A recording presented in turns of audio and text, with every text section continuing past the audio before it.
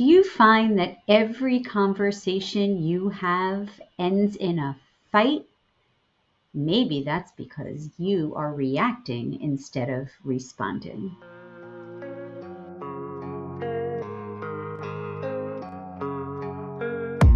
Hi, I'm Lauren, your becoming coach.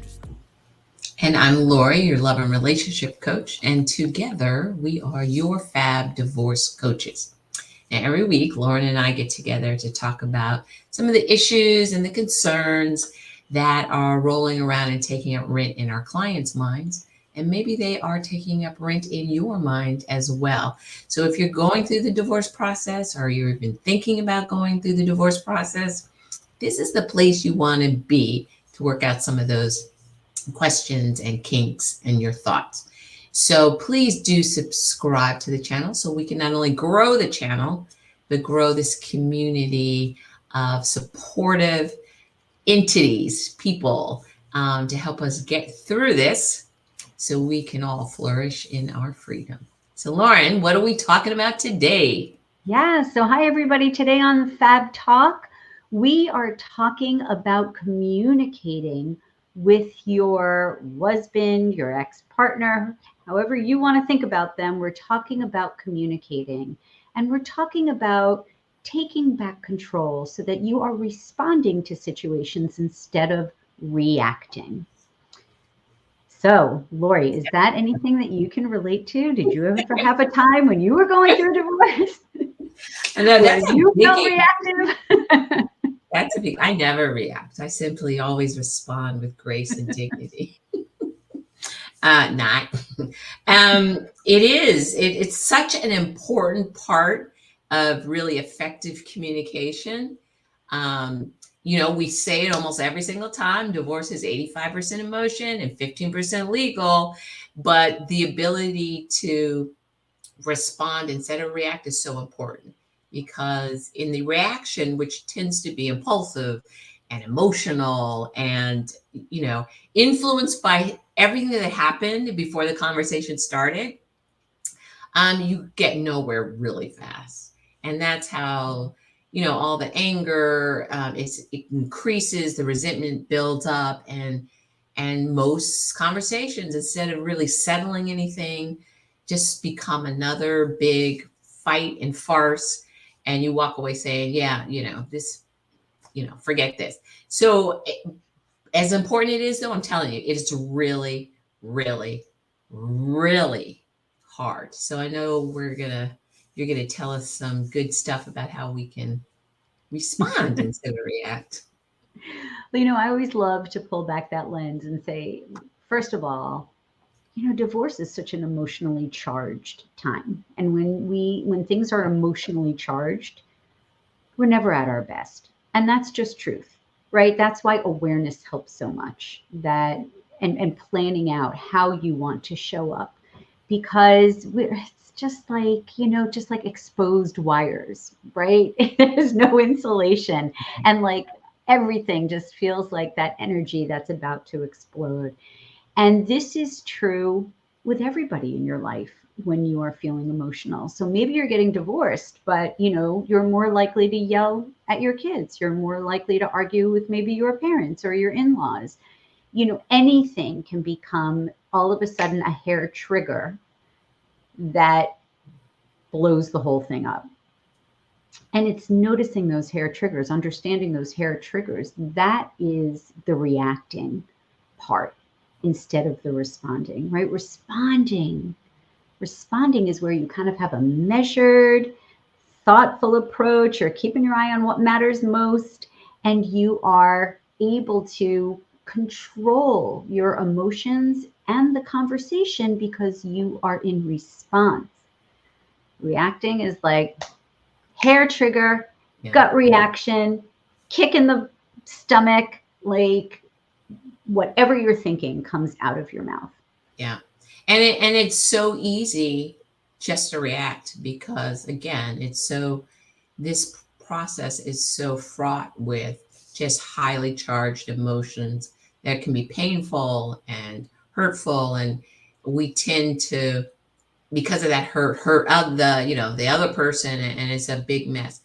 And one of the things I would also say is, when we think about the divorce process, we only really think about the legal process, all the things that we need to do to get through the end and make the split and walk away. But when you're talking a FAB divorce, we are talking about the process that begins before you may even hit a lawyer's office, let alone the courtroom.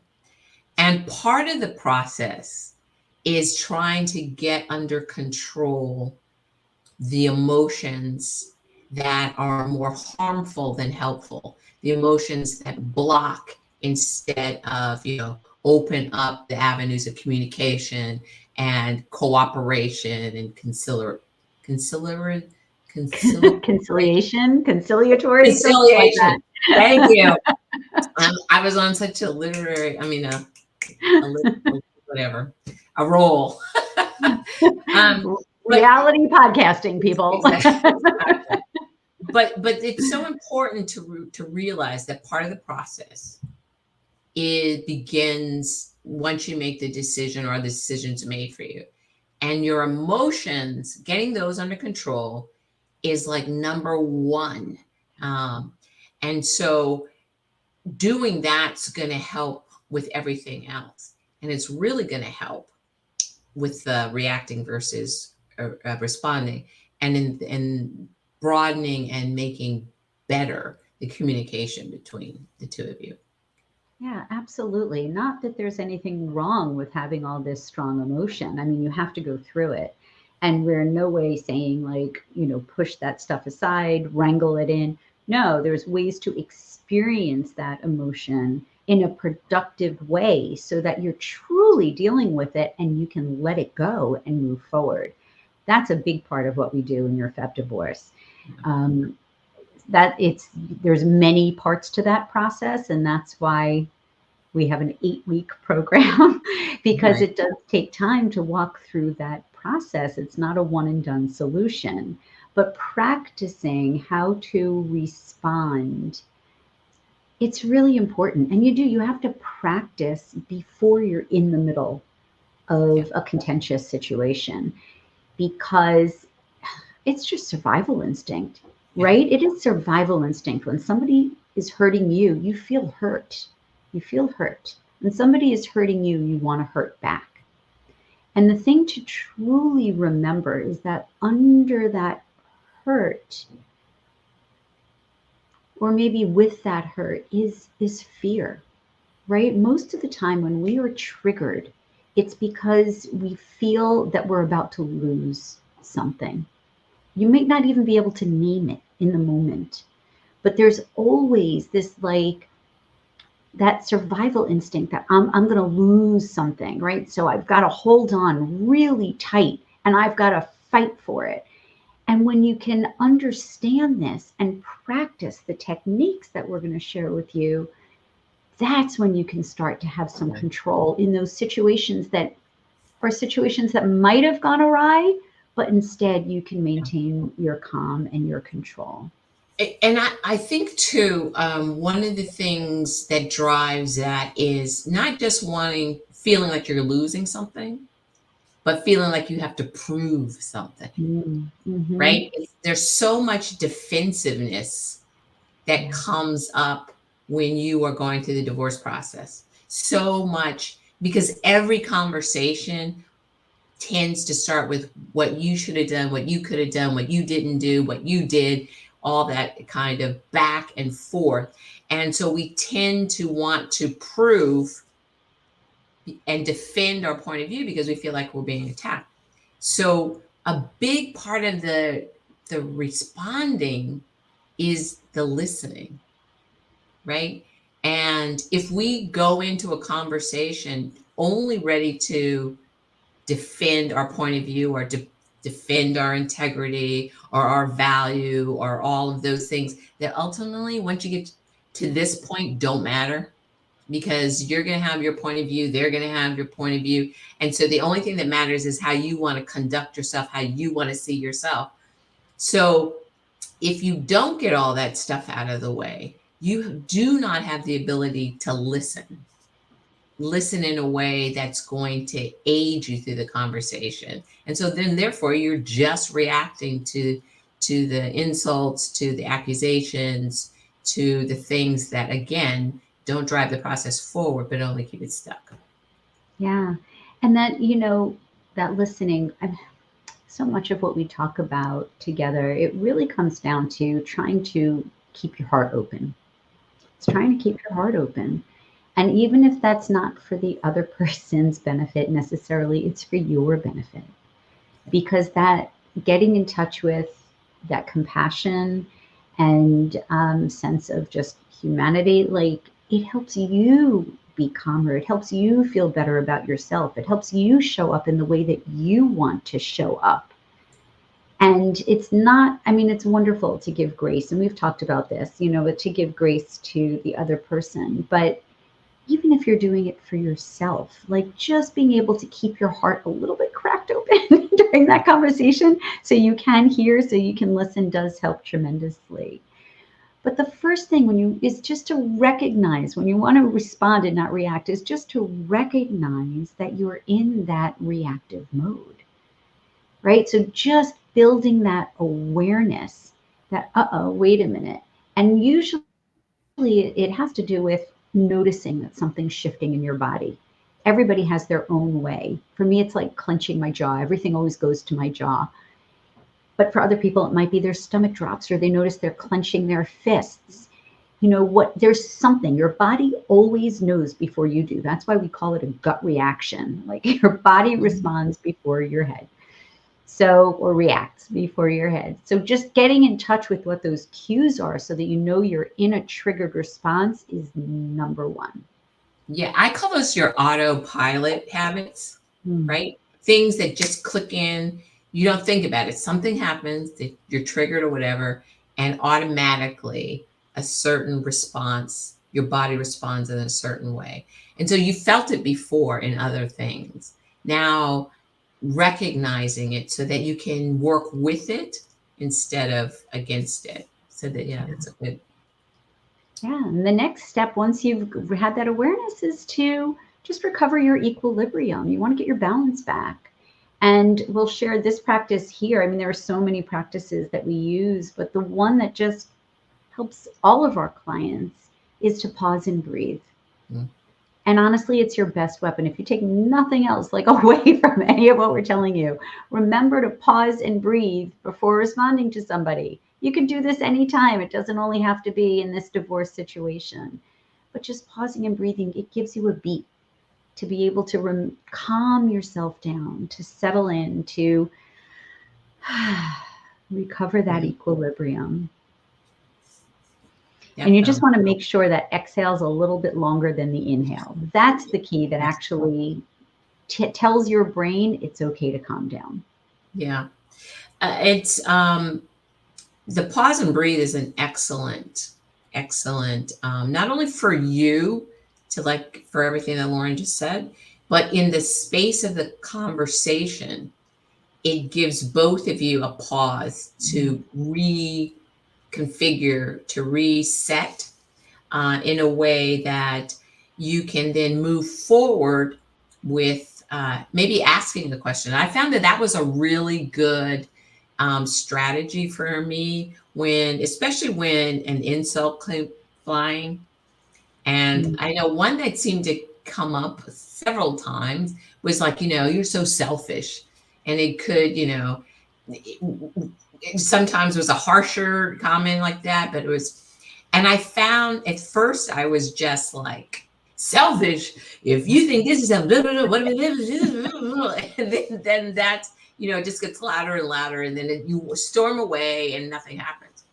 But if I paused, took a breath, and then asked a question.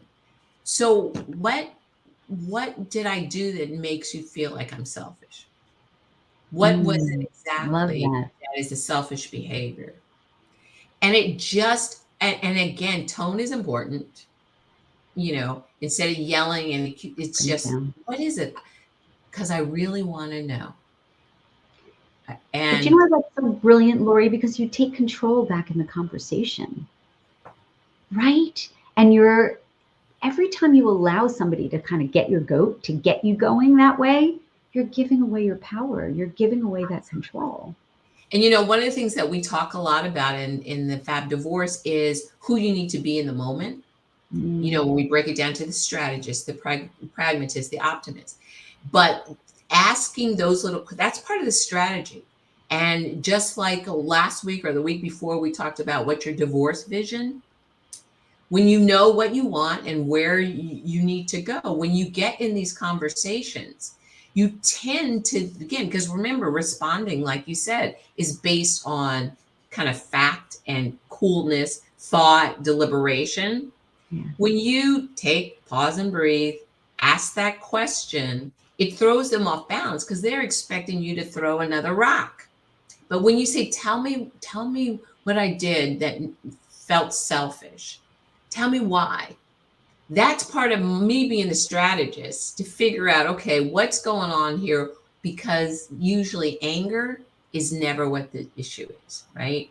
There's something that is more important to know, for me to know how to move on than just that you're angry and you think I'm selfish.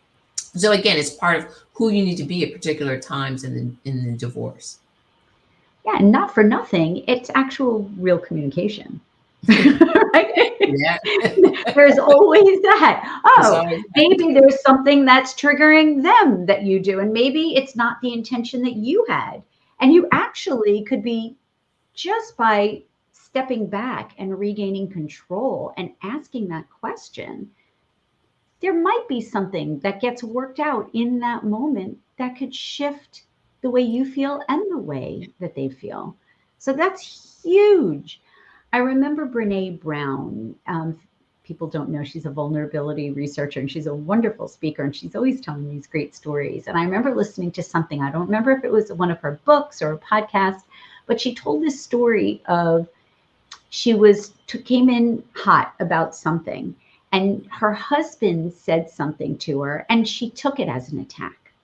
But she had enough, because she'd practiced this enough, that even though she was fired up and even though she felt attacked, she said to her husband, "Are you trying to attack me right now? Are you trying to get me angry?" And he said, "No, not at all."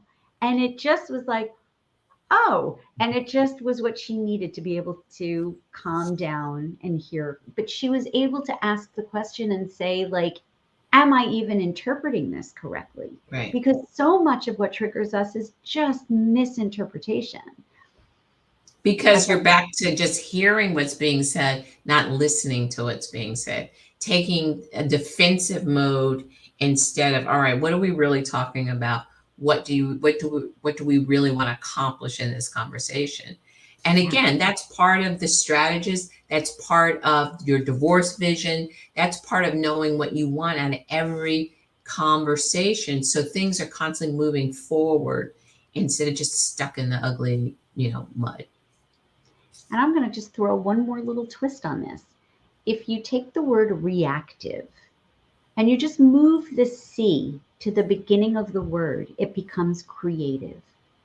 And this is what we mean when we talk about deciding before you go into the conversations who you need to be. Like Lori was talking about, the strategist or the pragmatist. When you think about how you want to show up and who you want to be as you go through this process, that allows you to create the situation, to try to maybe do some things that you know are going to keep the waters smooth so that you don't end up in these reactive situations. And it's not even about responding, it's about creating the situation the way you want it to be. Yeah. I mean, there's so much to this, and I know it feels overwhelming when you are in this emotional whirlpool, but it's things like learning how to respond instead of react. Things like learning and knowing what you really want at the end of not only the divorce process, but in your life. All those things set you up for a smoother, very rare that it's smooth as sailing, but for a smoother. Temper those expectations, right? Exactly. So, as always, we get on here and and time flies by. But if you heard something that you liked today, that piqued your interest, that made you think about the way you're responding and reacting, please hit like and make sure you subscribe to the channel. Because again, we're trying to grow this, not just the channel, but a community of like minds. Absolutely. And please feel free to leave your comments for us. We would love to hear what you thought and what your thoughts are about this topic. And if you have a question you'd like us to talk about, please leave that there as well. So thank you so much for watching. Don't forget to click through and find out more about your FAB divorce. We have a program that's starting soon, so you want to make sure that you get all that information and you get on the list. I promise it's an amazing 8 weeks. It's an amazing community with other women. You don't want to miss it. Remember, by taking control of the situation, it really allows you to flourish in your freedom. So join us again next time. See you later. See you. I don't